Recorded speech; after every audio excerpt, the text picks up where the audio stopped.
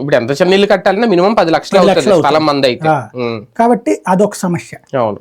మధ్య తరగతికి ఇంకా భారీ లాస్, మామూలు లాస్ కాదు.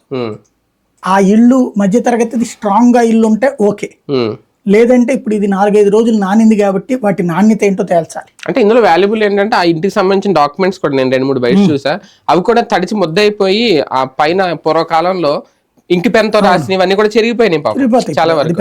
ఇప్పుడు మళ్ళీ దాని నకళ్ళు వస్తాయా లేదనేది డౌట్. ఇప్పుడు ఏంటో ఆన్లైన్ అయింది కానీ అప్పుడు లేదు. అది ఒక రకంగా చాలా భారీ లాస్, అది నష్టం. చాలా ఎన్ని వాళ్ళ చూస్తే ఓ రకంగా చెప్పాలంటే ముందు బతికామని సంతోషపడాలో భవిష్యత్తు ఏంటో అర్థం కావట్లేదు. వాళ్ళు చూడండి, జీవితకాలం సంపాదించుకున్నదంతా కొట్టుకుపోయినాయి. అవును, జీవితకాలం సంపాదించిందంతా.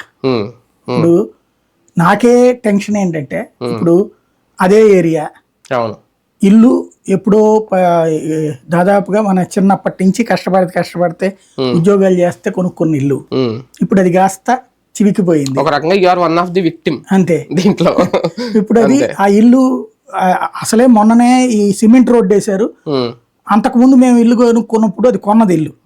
మేము కొన్నప్పుడు అది డౌన్ లో, అది పైకి ఉంటది, 5 అడుగుల ఎత్తుకుంది. అవును అవును, అదే ఎక్కువ అనుకున్నాం మేము. అంటే 6 మెట్లు ఉండే మా కిందకి, అంత ఎత్తులో ఉన్నాం అనుకున్నాం, బాగా కట్టాడు అనుకున్నాం. మా చుట్టుపక్కల వాళ్ళు ఇంకో 4 అడుగులు ఎక్కువ కట్టుకున్నారు, 10 అడుగులు అనుకున్నాం. సరే వాళ్ళతో పోల్చుకుంటే మనది డౌన్ లో ఉందిలే అనుకున్నాం. ఈ లోపు తార్ రోడ్డు వేసినప్పుడు రోడ్డు కరెక్ట్ గా సమంగా ఉండేది మాది, వాళ్ళది పైకి ఉండేవి, మాది సమంగా రోడ్డు కానుకున్నాం. మొన్న ఈ మధ్యన జగన్ దిగిపోయే ముందు సిమెంట్ రోడ్లు వేశారు అన్ని మా ఏరియా ఇంటీరియర్. ఆ సిమెంట్ రోడ్డుకి మాది 2 అడుగులు కిందకి దిగి ఉంది. ఎందుకంటే సిమెంట్ రోడ్డు ఈజీగా 5 ఇంచెస్ పెరిగింది.